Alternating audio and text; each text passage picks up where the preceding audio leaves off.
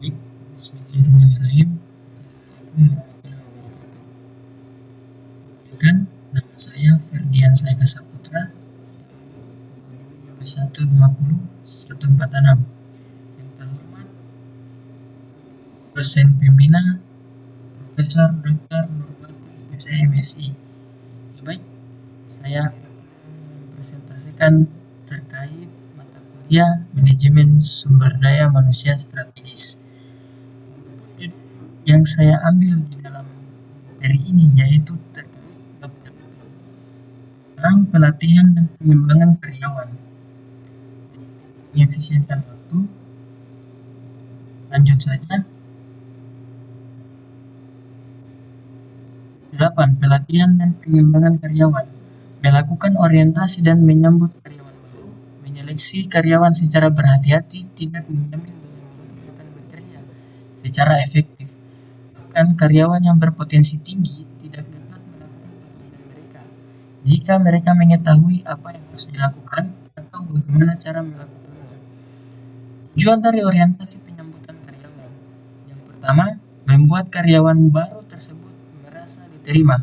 Nah, yang pertama ini bukan hanya merasa diterima, tetapi karyawan baru tersebut merasa seperti rumah sendiri itu sebagian bagian dari tim. Tersebut mendapatkan informasi dasar seperti fungsi secara efektif, seperti kebijakan dan tunjangan personel, serta ekspektasi dalam hal perilaku kerja. Membantu karyawan baru memahami organisasi tersebut. Organisasi tersebut seperti dalam pengertian yang luas, di masa lalu organisasi tersebut, masa kini, kultur, serta strategi dan visinya mengenai masa depan. Kemudian keempat, mulai mensosialisasikan dengan cara dibedakan dengan program penyambutan masa kini dari orientasi tradisional. Karyawan mengenai proses pelatihan. Jika karyawan yang bahkan berpotensi tinggi sekalipun tidak mengetahui apa yang harus dilakukan serta bagaimana melakukannya, mereka akan berimprovisasi atau tidak melakukan sesuatu yang berguna sama sekali. Nah, di dalam tinjauan mengenai proses pelatihan tersebut dapat melibatkan pemegang pekerjaan sekarang untuk menjelaskan pekerjaan tersebut kepada karyawan baru atau kelas selama beberapa minggu atau kelas internet seperti melakukan les privat atau seperti apa. Kemudian menyediakan strategi dan pelatihan, di mana rencana strategi pemberi kerja haruslah mengatur sasaran pelatihannya. Nah, tujuannya adalah untuk mengidentifikasi perilaku karyawan yang melaksanakan strateginya. Dari sana kita bisa menyimpulkan bahwa kompetensinya, misalnya keterampilan dan pengetahuan yang dibutuhkan karyawan tersebut.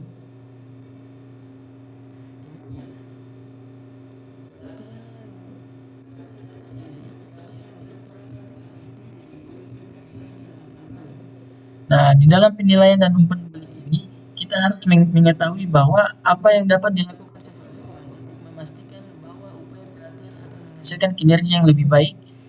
Dapat mendefinisikan tujuan upaya pelatihan, bagaimana seharusnya pelatihan tersebut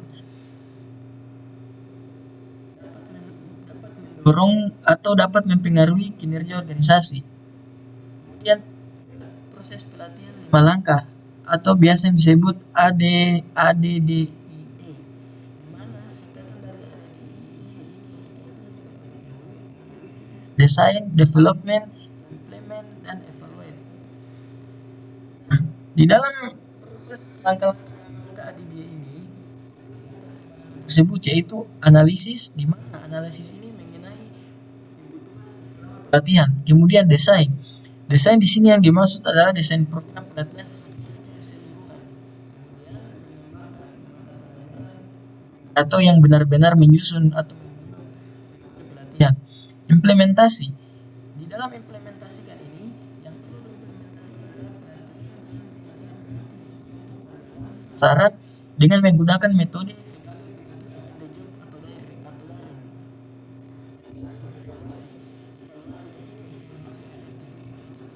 tersebut yang dilakukan dalam pelatihan-pelatihan sebelumnya.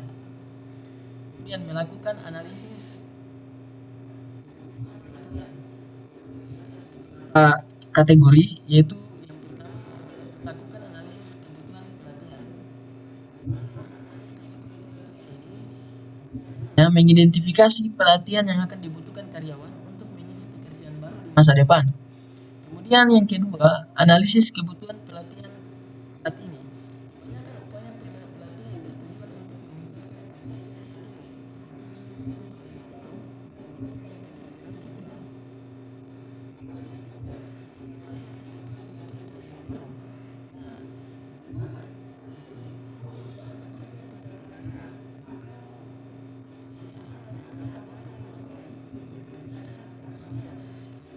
Pengalaman dan kemudian melatih mereka. Nah, di sini praktik manajemen bakat yang terbaik biasa kita menggunakan set kompetensi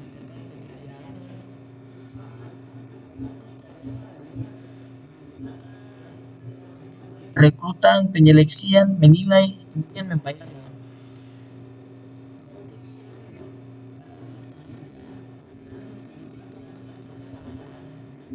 Ini biasanya untuk karyawan yang baik, kita tidak dapat berasumsi bahwa pelatihan adalah solusinya. Dengan kata lain, apakah itu disediakan atau ada sesuatu hal lain? Analisis kinerja atau perform analisis ini biasa memverifikasi jika terdapat definisi kinerja yang menentukan apakah pemberi kerja harus mengoreksi atau melakukan pelatihan dengan cara lainnya, seperti mentransfer ke karyawan tersebut dengan datanya yang telah melakukan pelatihan tersebut. Nah, kemudian yang terakhir ada analisis kebutuhan di sini biasa analisis kinerja. Nah, tujuan dari analisis terakhir ini membedakan antara permasalahan yang tidak dapat atau yang tidak dimaukan. Contohnya seperti karyawan tidak mengetahui harus dilakukan ataukah apa standar-standar yang perlu dilakukan dalam kinerja organisasi tersebut. Kemudian mengenai program pelatihan.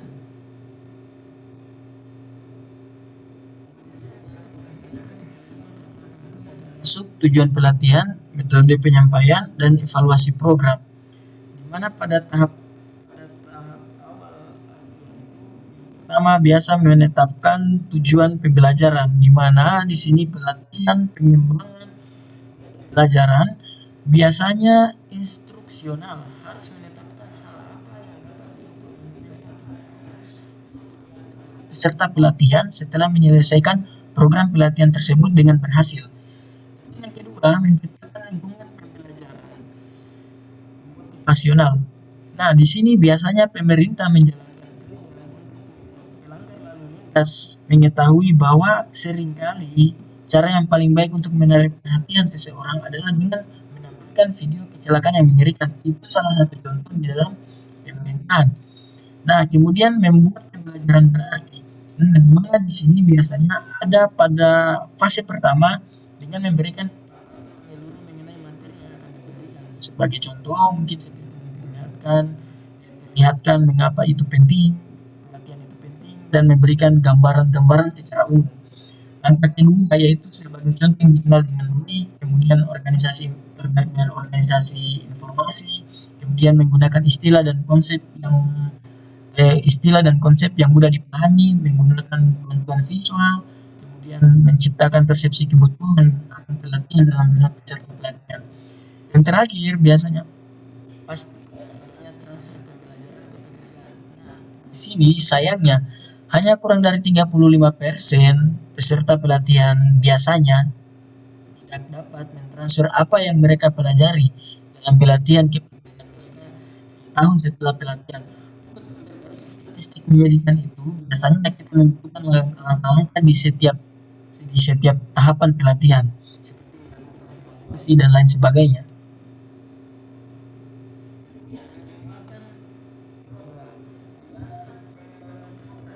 Benar-benar merakit isi tersebut. Nah, biasanya di sini memilih isi aktual yang diberikan oleh program, biasanya mendesain, memilih metode instruksional spesifik seperti kuliah, khusus, berbasis situs, dan lain sebagainya yang akan digunakan. Pelatihan on the job atau biasa disingkat dengan OJT berarti meminta seseorang mempelajari sesuatu pekerjaan dan benar-benar melakukannya. Nah, biasanya di sini seorang pekerja melatih karyawan-karyawan baru atau karyawan-karyawan yang akan melakukan pelatihan setelahnya.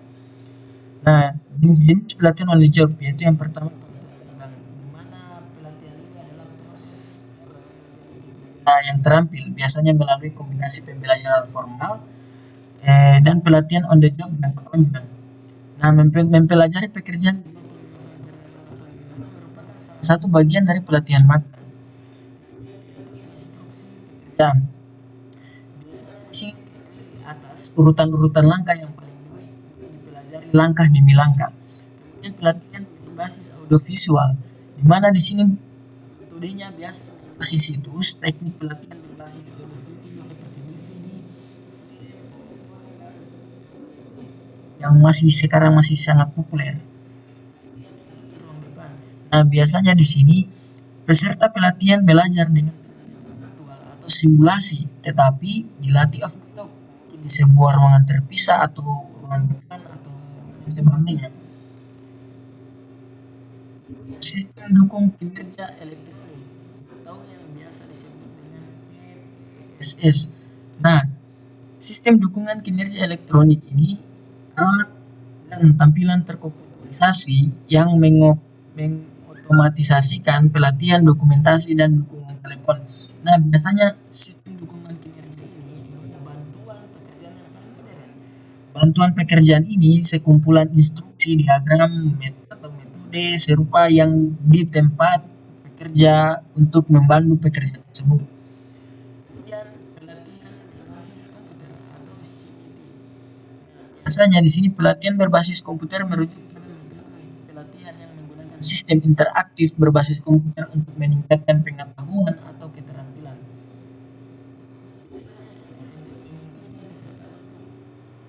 Serta pelatihan untuk kembali pelajaran dan menjawab pertanyaan-pertanyaan khususnya yang efektif dan dipasangkan dengan praktik aktual di pengawasan kita terlatih.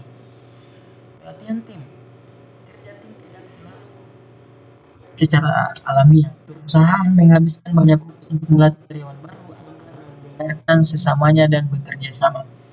Nah, di sini dalam hal teknisnya, misalnya karyawan tim untuk saling mempelajari pekerjaan satu sama lain, kemudian mendorong kesan tim yang fleksibel, pelatihan silang atau cross training yang melatih karyawan untuk melakukan tugas pekerjaan yang berbeda.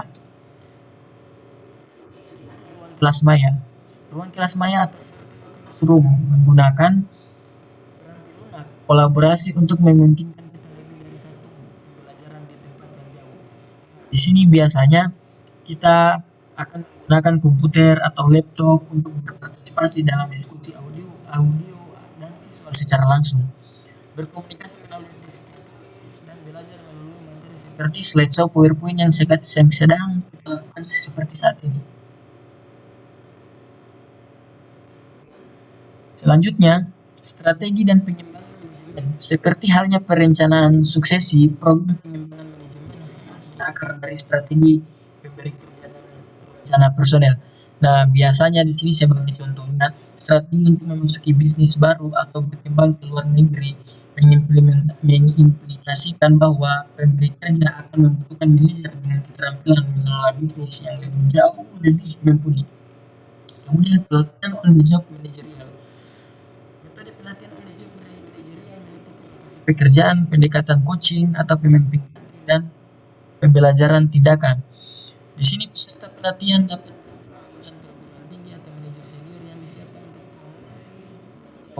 Nah, biasanya di sini manajer dari satu departemen ke departemen yang lain untuk memperluas pemahaman mereka mengenai bisnis atau pemain pengganti. Pembelajaran tindakan program pembelajaran tindakan action atau action learning manajer waktu bebas untuk bekerja menganalisis dan memecahkan permasalahan dalam departemen selain departemen mereka sendiri.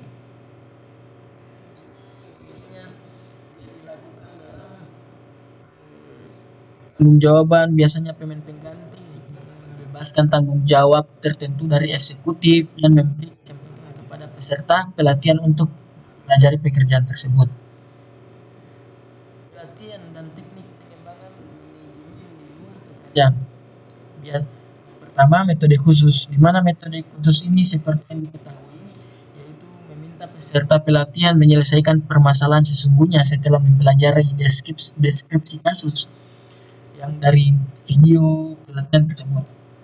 Kemudian permainan manajemen, di mana permainan manajemen ini cara ini meningkatkan keterampilan komunikasi peserta pelatihan manajemen dan membantu mereka untuk mengelola relasi antar individu dan tim secara lebih baik.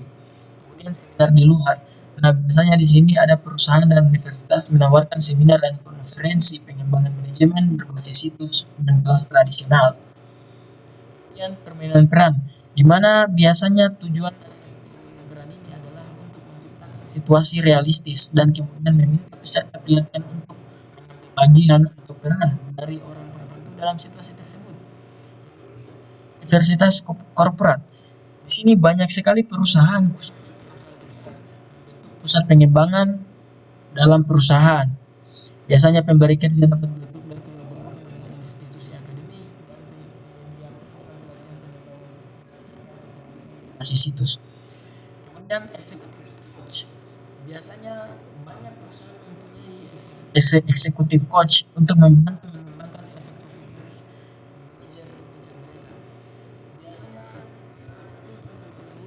atasan, rekan sebaya, bawahan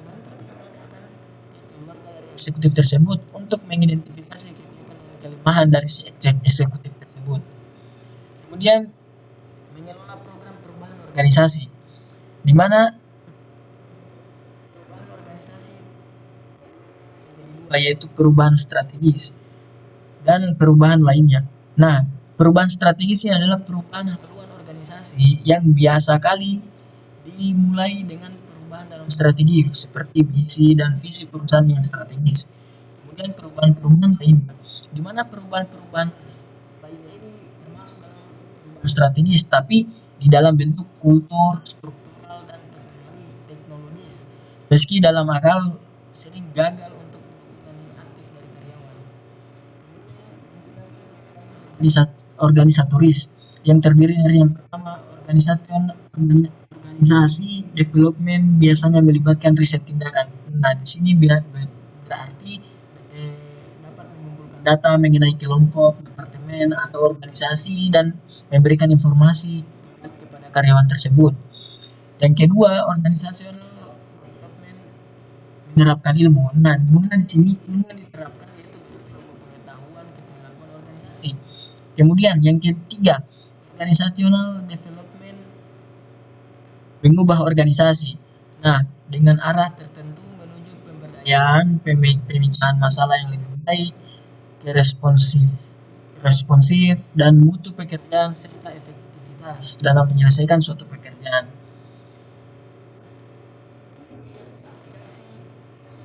Ya, di mana di sini biasanya teknik proses manusia untuk memberi karyawan keterampilan yang diperlukan untuk menganalisis perilaku mereka sendiri. Yang kedua, intervensi teknostruktural. Biasanya di sini para praktisi membantu mengubah struktur, metode, dan desain pekerjaan perusahaan dengan menggunakan berbagai macam intervensi teknostruktural. Dan yang ketiga, sumber daya manusia. Nah, biasanya para praktisi organisasi tersebut menggunakan riset tindakan dan mengubah praktik sumber daya manusia perusahaan mereka.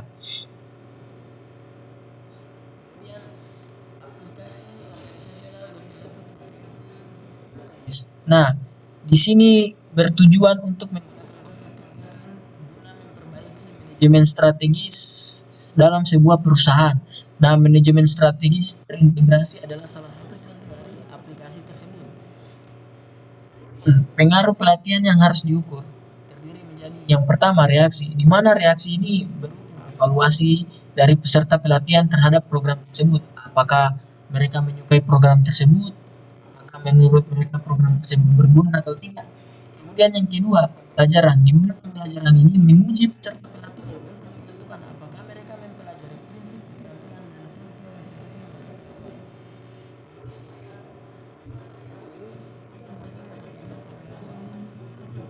peserta pelatihan berubah karena program pelatihan tersebut. Sebagai contoh, apakah karyawan di departemen keluhan memiliki keluhan lebih sopan terhadap pelanggan atau kemudian hasil yang paling penting apakah hasil yang kita capai dalam baik. Sebagai contoh, apakah pelanggan reaksi pembelajaran dan perilaku memang sangat penting.